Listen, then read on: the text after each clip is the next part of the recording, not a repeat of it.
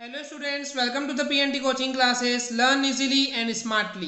तो आज हम देखने वाले एक क्वेश्चन जिसमें बोला गया है what do you mean by directive principles of state policy. तो इस क्वेश्चन का मतलब ये है स्टूडेंट्स कि आप क्या समझते हैं, आपका क्या मतलब है directive principles of state policy का। ओके, तो ये directive principles of state policy क्या है। बेसिकली प्रिंसिपल्स यानी होते हैं सिद्धांत।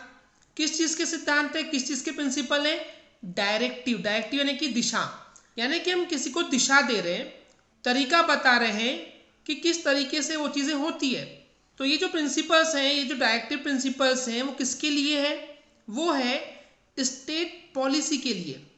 स्टेट का मतलब हो गया गवर्नमेंट, कि गवर्नमेंट जो भी रूल्स रेगुलेशंस लॉज वगैरह जो भी एक्शन लेती है, जो भी चीज़ करती है, जो भी नियम बनाती है, जो भी कानून बनाती है, तो उस कानून बनाने के लिए जो भी पॉलिसी बना रहे हैं, जो भी नीतियां बना रहे हैं, ओके, तो गवर्नमेंट जो भी रूल्स रेगुलेशंस लॉज पॉलिसीज नियम कानून बना रहे हैं, तो ऐसा नहीं कि गवर्नमेंट कोई भी नियम कानून बना सकती है। तो गवर्नमेंट कोई भी नियम कानून बना सकती है, उसके लिए कुछ सिद्धांत दिए हैं, और ये जो नए नियम कानून बनाना चाहते हैं, चेंज करना चाहते हैं, उसके लिए किस तरीके से वो रूल्स रेगुलेशंस लॉज बनाने हैं, उसके डायरेक्शन, उसके तरीके, उसकी स्टेप्स, उसकी प्रोसीजर जो है, उसके बेसिकली सिद्धांत जो है, उसी को हम बोलते हैं directive principles of state policy.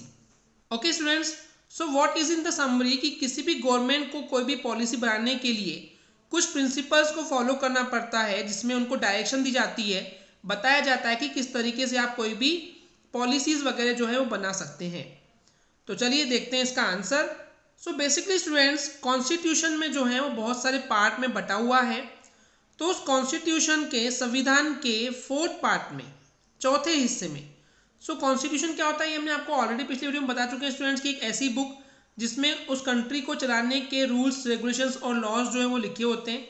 उस बुक को हम बोलते हैं कॉन्स्टिट्यूशन, हिंदी में बोलते हैं संविधान। तो उस कॉन्स्टिट्यूशन के फोर्थ पार्ट में, चौथे हिस्से में, किसी भी गवर्नमेंट को, सरकार को चलाने के fundamental principles, basic principles, basic सिद्धांत जो हैं वो डिस्क्राइब किए गए हैं, लिखे हुए हैं, बताए गए हैं। उन्हीं प्रिंसिपल्स को, उन्हीं फंडामेंटल प्रिंसिपल को बेसिकली बोला गया है directive principles of state policy. Okay students, इतना क्लियर है? तो ये जो प्रिंसिपल्स है, ये जो सिद्धांत हैं, ये जो डायरेक्टिव प्रिंसिपल्स हैं, ये एक्चुअली हैं क्या? इसमें क्या बताया गया है कि गाइडलाइंस, गाइड किया गया है गवर्नमेंट को कि वो किस तरीके से पॉलिटिकल यानी कि राजनीतिक, सोशल यानी कि सामाजिक, इकोनॉमिक यानी कि पैसों को लेकर के, आर्थिक स्थिति या आर्थिक डिसीजन जो भी हैं, जो भी प्रोग्राम्स हैं, जो भी पॉलिसी वो बना रहे हैं आजकल के मॉडर्न डेमोक्रेसी के लिए, वो सब बेसिकली गाइडलाइंस अवेलेबल है। डेमोक्रेसी क्या होता है? हिंदी में बोलते हैं इसको लोकतांत्रिक, यानी कि जो पीपल है, जो जनता है, वो अपना नेता खुद चुनता है, उसी को बोला गया है डेमोक्रेसी। ओके, तो इस लाइन का मतलब ये है कि पॉलिटिकल डिसीजन हो, पॉलिटिकल पॉलिसीज हो, सोशल पॉलिसीज हो, इकोनॉमिक पॉलिसीज हो या प्रोग्राम्स हो, तो इन पॉलिसीज या प्रोग्राम्स को बनाने के लिए गाइडलाइंस जो हैं वो लिखे हुए हैं, एंड इन गाइडलाइंस को ही बेसिकली प्रिंसिपल्स बोला गया है।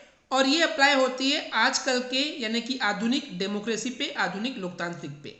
और ये जो डायरेक्टिव प्रिंसिपल्स है, ये बेसिकली कोई भी चेंज नहीं कर सकता है, इवन कोई कोर्ट भी इसको चेंज नहीं कर सकती है।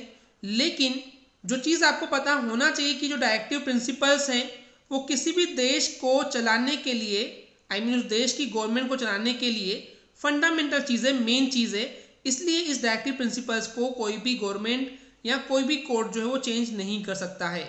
इसके अलावा इन डायरेक्टिव प्रिंसिपल्स के थ्रू, यानी कि इन डायरेक्टिव प्रिंसिपल के द्वारा एक अटेम्प्ट किया गया है, एक कोशिश की गई है कि इंडिया में एक अच्छी स्टेट यानी कि एक अच्छी गवर्नमेंट जो है वो सेटअप की जा सके, यानी कि बनाई जा सके। ओके स्टूडेंट्स, आई होप आपको ये क्लियर हो गया होगा। अगर आपको हमारी वीडियो से कुछ भी सीखने मिला या नॉलेज मिला तो प्लीज़ हमारे चैनल को सब्सक्राइब कीजिए एंड वीडियो को लाइक ज़रूर करें। आज के लिए इतना ही, थैंक यू।